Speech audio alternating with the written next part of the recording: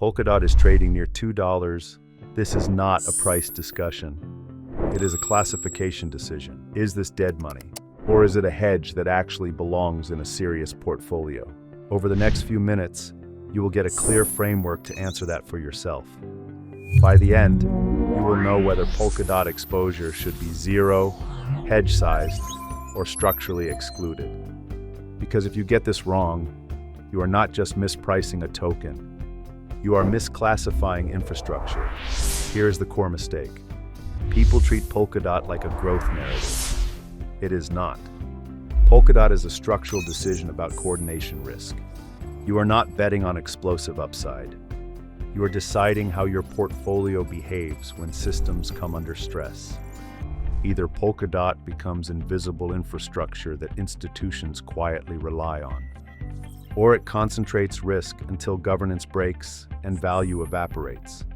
There is no stable middle state. For a serious portfolio, this is not about how high DOT can go. It is very simple. Zero exposure, small hedge, or stay out completely.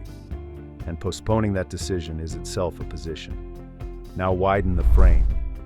In 2026, most of the market remains obsessed with speed, throughput numbers, execution latency, roll-ups, modular stacks. These debates feel technical, but they all hide the same risk. What fails first when pressure arrives? Infrastructure rarely fails because it is slow.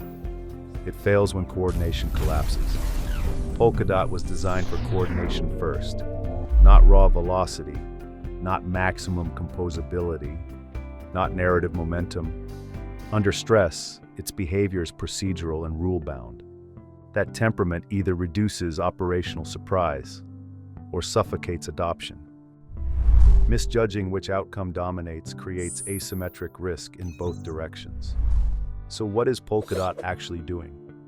Because if you misunderstand this, every exposure decision becomes random. The core mechanism is shared security. Explained simply, imagine a group of small cities. None can afford a full security system on their own. So they connect to a single authority that enforces rules, validates disputes, and maintains order.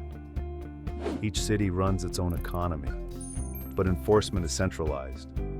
Polkadot applies this logic to blockchains. Independent application chains connect to one relay chain that provides validation and finality. For a regulated institution, this matters. Uncertainty narrows. You do not underwrite every application chain separately. You underwrite the base layer once. Risk committees deal with one point of documentation and audit, not dozens of fragmented exposures. But this structure creates dependency. If governance at the relay layer fails, every connected system inherits that failure.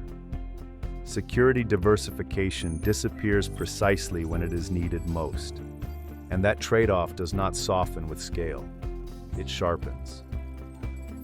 Polkadot is built for environments where coordination matters more than experimentation. Systems that prioritize predictability. Systems that must justify upgrades. Systems evaluated by auditors before users. Now notice who is missing.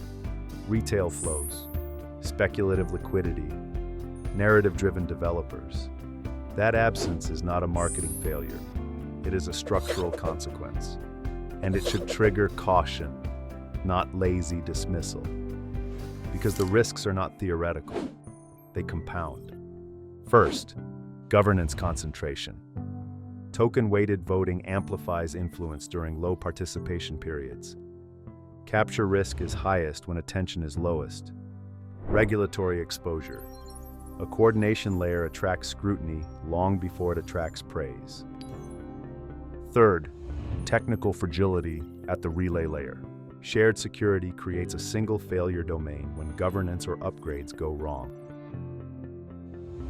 Fourth, ecosystem momentum. Developers prefer faster, looser environments. Polkadot asks them to build inside procedures.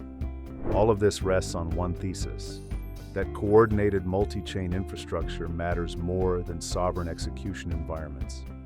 If that demand does not materialize, there's no strong secondary narrative to absorb capital. Ignoring these risks is not cautious, it is negligent. So what role can Polkadot serve, if included at all? It is not a growth allocation. It is not a momentum trade. It is infrastructure exposure with a multi-year horizon, suitable only for portfolios that can tolerate governance-driven outcomes, and unsuitable for those that require optionality and fast narrative rotation. For most allocators, exclusion is rational. And if you cannot explain, in one sentence, why you hold Polkadot, exclusion is probably rational for you as well.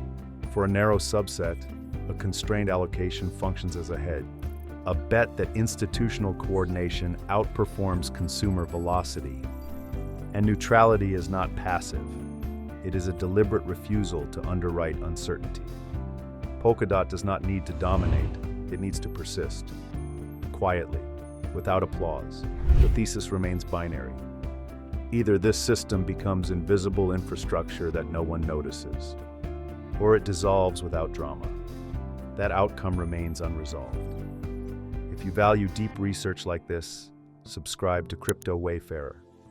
We are not chasing hype. We are decoding infrastructure. Stay sharp, stay strategic, and keep wayfaring.